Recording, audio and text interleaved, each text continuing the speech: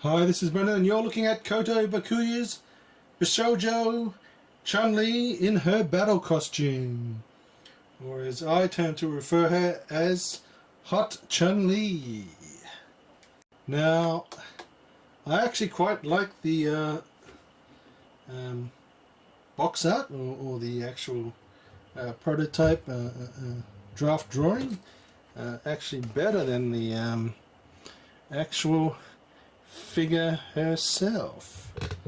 I'm not saying the figure is bad, but I definitely like the concept art, indeed. But why I like the concept art is the figure definitely is a little bit different than, well, in a number of ways in comparison to its prototype, which was advertised. So the first thing that's quite different from the prototype is, well, just on mine one, is definitely the skin tone. Now, I kind of refer to as Chun-Li as Asians, and I mean there are quite whitish Asians out there, but I kind of expected Chun-Li to be a little bit more tan color, especially considering the prototype was also a little bit more tan color, and of course the concept art is also tan color, but of course the production model, you can definitely see she's quite a lot lighter. Now the second one, of course, comes up to the face painting. Now comes definitely to her eyes. Now her eyes, they kind of stand out here, but in the of course in her concept and prototype, it's a lot. She has a lot more darker eyes. So, or it could be that they're the same color, but the lighter skin definitely focuses on the eyes a lot more. They're painted well, but in comparison, you'll be kind of expecting a lot more darker, but they are a lot more lighter. So while we're on the face, you can definitely see the lipstick. It doesn't extend all the way out to the mouth, so the actual, I can't zoom anymore, but you can definitely see that the it's definitely not covering all the areas. Now in the prototype, there's definitely, she has a fuller lipstick, and it definitely covers all her mouth. But in the prototype, I mean the production one, as you can see, she has these very small, perky kind of lipstick that's going on in comparison to the fullness that was in the prototype and in the concept art. But that's kind of easily fixed if you are a good kind of model artist. So that's just kind of like a little touch-up you can do. But if you're like most people who cannot, that can definitely be some of a concern. It's not too much if you look at her. She sits on the on your desk, but definitely when you're looking zoomed in like we are at the current moment, you can, well, you may have noticed it, but I definitely kind of noticed it, because I kind of compare with what I'm supposed to receive, and of course what you actually end up getting. So the next kind of, maybe not kind of an issue, but probably they should have kind of thought of a way of securing her hand. Now her hand is actually meant to, if I can get on camera, if I can put my fingers around here,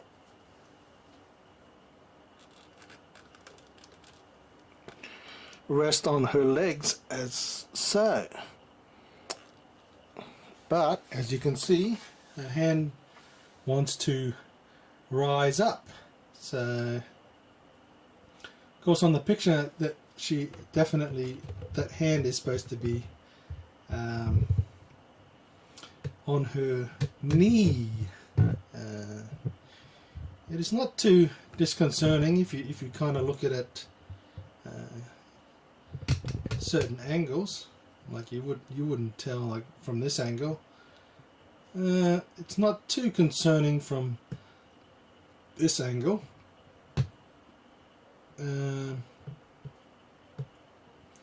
Not concerning too much, but it's kind of lacking kind of there, especially with the one legged and one kind of thing I raised. If you kind of do some yoga, you definitely want some kind of stability, but of course, I don't know, you could get some super glue and just stick a hand to a knee if you so choose, but yeah, so maybe you can fix it. It's not too unfixable. Of course, you have definitely probably gluing there, but you might want to do that. Yeah. So the next one, of course, is the hair. I'm not sure if it actually has that much of a color detailing, but yeah. So this is probably coming back to, of course, the skin tone and, of course, the hair. So it kind of looks like it was actually came out of whatever treatment they did to it, but it could do with a little bit more kind of shading, you know, in comparison towards her back muscles. They look kind of quite filled in, so they probably saved a little bit of time and money on the hair and just did the thingo, but as one of the big kind of aspects that it's coming out, it's not too bad when you have low light, but as you can see in this type of environment when you have full light, you can definitely see that it has a lackluster of extra quality painting in comparison, of course, to the eyes, and of course to a dress, which will come up and have a look. The dress is actually probably the best part about this figure, the painting of it and the sculpting of it. It definitely looks every single bit and part about similarly to what the production, the prototype, and of course the concept. So I can't fault them on that, and I can't really fault them on the actual sculpt. The sculpt is very good. The head is actually pretty good in comparison to like my Kami Bishoujo, where her head was wasn't looking straight, it was actually looking down to the ground like this. So if you have this on the edge of your desk or so, you definitely see Chun-Li with a kind of straight face. She isn't looking down at all. She's definitely looking at you, which is the definite improvement that a little bit in quality in the sculpt, but this time I think they may have lit little lapse on the actual painting and detailing of the actual figure. But whoever was definitely in charge of the dress painting of it, well, you could say there's pretty much no shading on it. So that's probably a lot of a kind of a bonus thing. So a little bit less difficult, but it definitely looks the part. And of course these things are not fabric, they're definitely plastic, so they look like they're fabric, but of course they are not. Everything about this model is plastic.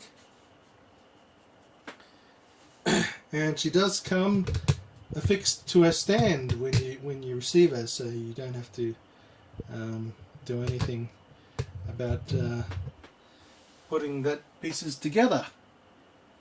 Now there's probably also people may want to take her off it, and some people do custom stands, but I haven't tried it yet.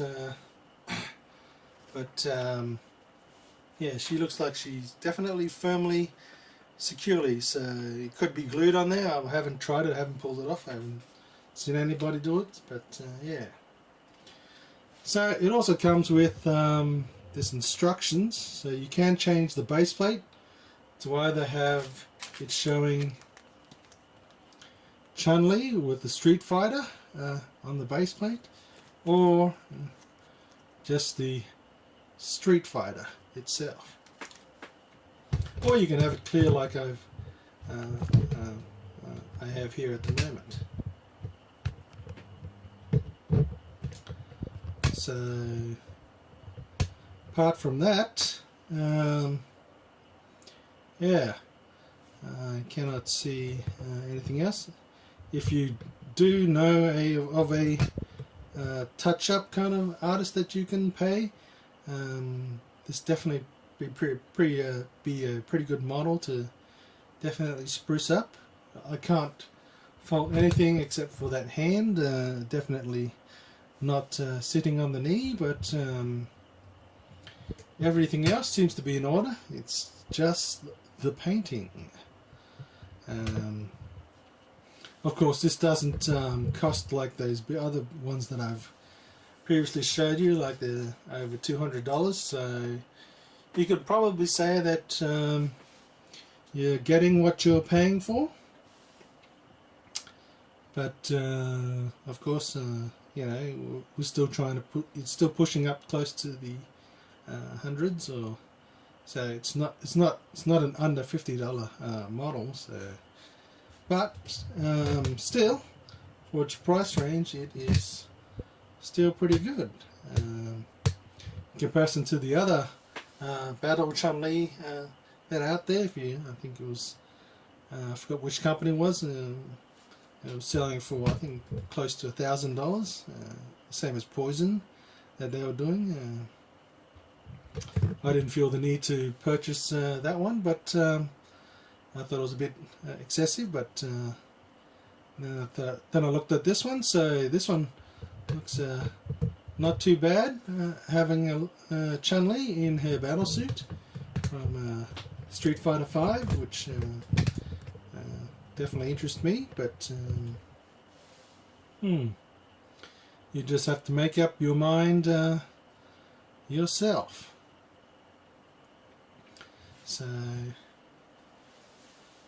I'll kind of leave it there, and we'll just have some slow pictures of her moving around.